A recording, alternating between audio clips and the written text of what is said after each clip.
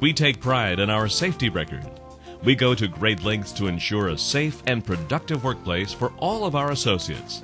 But even the best safety program requires the cooperation and participation of everyone on the team. In this program, we'll take a look at some of the potential hazards you may encounter during the course of your work and examine steps that can be taken to help minimize your risk. We expect you to follow these procedures to the letter on every job, every day. The kitchen is a busy place. Many things are happening at the same time. Everyone seems to be in a hurry. That's why it's so important to focus on the task at hand and not allow yourself to be distracted. That's what this program is all about. How to do your part to ensure a safe and productive workplace for everyone. If you are aware of potential hazards, you can make good judgments and decisions that will allow you to perform your job without an accident. Let's look at a common injury that can occur at work or at home: slips and falls. The majority of slips and falls are caused by not paying attention to where you are walking. Safety awareness is the key to preventing slips and falls. At work, there are many hazards occurring on a daily basis. Spilled water, ice cubes, broken glass, silverware. All of these things pose special hazards. Of course, you should immediately clean up spills and place caution signs in the areas to alert others. If you see something on the floor that doesn't belong there, pick it up. It's that simple. Remember, watch where you walk. Always wear approved slip-resistant safety footwear in the kitchen. You also know that from time to time, water leaks from the ice machine and spilled ice cubes. When you see water on the floor or some other hazard, clean it up. Don't wait. Here's some tips for properly cleaning the floor. Water spills should be mopped, then wiped dry with a dry rag or towel. When grease, mayonnaise, salad dressing, or other items containing oil are involved, after you wipe up the spill, use cleaner recommended by your department. This removes the oil under the surface of the floor. This is particularly critical on tile and marble floors. When cleaning up broken glass, never use your fingers to pick up the glass. Use a small broom and a dustpan and dispose of in the appropriate container so it doesn't pose a cut or puncture hazard in the trash. Obviously, if you use knives in your job, you immediately recognize the hazard, or do you? When cutting meat or vegetables, handling and storing knives, sharpening knives, and washing knives, do you really think safety? After all, you do this day in and day out. It's natural to forget how hazardous these tools can be. Every time you pick up a knife, think about the hazard and then use your good judgment to complete the job safely. It's when you're not paying attention to the job that knife injuries occur. Keep your knives sharp and always store knives in the proper location when you are not actually using them. Use the proper knife for the job. Too long a knife or too short a knife can create an awkward cutting position, exposing you to a cut. Horseplay with sharp objects is prohibited, so don't even think about it. Always cut away from your fingers or hands. Be prepared for the knife to slip, and when it does, it won't cut you. When carrying knives, always keep the tip pointed downward and away from the direction you are walking. When giving a knife to another employee, extend the handle toward the other person. Knives should never be used as screwdrivers or to pry open cans or containers or cut open bags. Quite a few injuries occur from people opening boxes with box cutters. Box cutters are designed to cut open boxes, but they can also cut skin, fingers, hands, arms, and legs. When using box cutters, keep your free hand out of the cutting path of the blade and cut away from your body. In a food service environment, you may use many electrical tools and machines. You must be trained and authorized before you are permitted to operate any machine, and no one under the age of 18 is allowed to operate any type of machinery.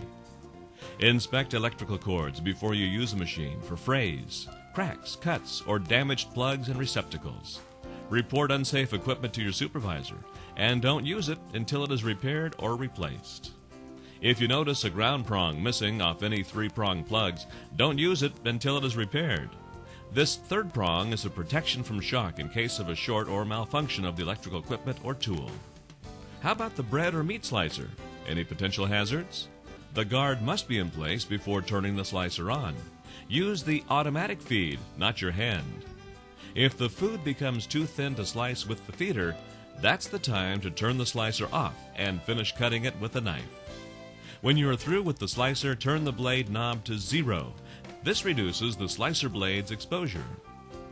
When cleaning slicers, turn the power switch off, then unplug the electrical cord. That's right, unplug the slicer so it can't be turned on accidentally during cleaning. To clean the blade, keep the control knob at 0 and clean the blade with a folded towel or cloth. Watch out for the business end of the blade. Remember, never remove or disable a guard on any machine, and never operate any machinery without the proper guards in place. Never stick your hands, arms, or other body parts into moving machinery. Only qualified maintenance persons should be allowed to service and repair this type of equipment. How about ice machines? These machines are potentially hazardous to the untrained and unwary. Use a plastic or stainless steel scoop to get ice. Never use glasses or other breakable items in ice machines. If a glass should break in the ice, you must then burn the ice to ensure that all the glass was removed. Think of all the time you would waste cleaning up broken glass from an ice machine.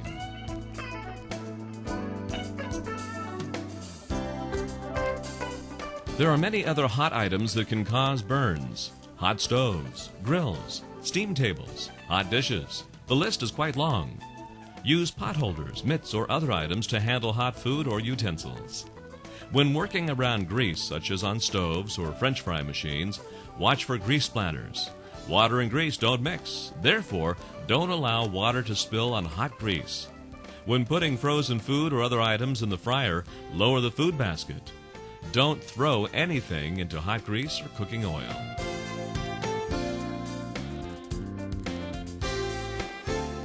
There are things everyone can do to help prevent fires. Keep your work area clean, neat, and organized. Never let waste cans overflow. Know where fire extinguishers are located and how to use them. Grill and stove ducts must be cleaned on a regular basis. Fire prevention is keeping janitorial closets clean. It's storing flammable and combustible materials in safety cabinets or other approved storage areas. It's knowing where exits are located and making sure they are not blocked by food carts or other materials. Electrical panels must never be blocked. You must maintain a 36-inch clearance and a clear pathway to the panel. If an electrical fire were to occur, the breakers must be accessed to shut the power off.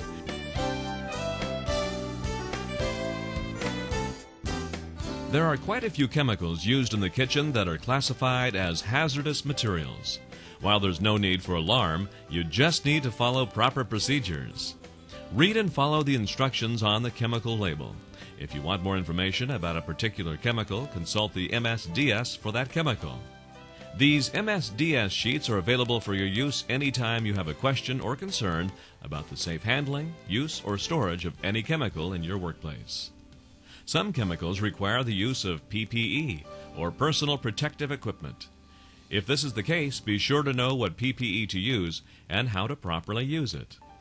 It's also important to know the location of the emergency eye wash station in the event a chemical or other hazardous material splashes into your eyes. Safety awareness will eliminate the vast majority of injuries.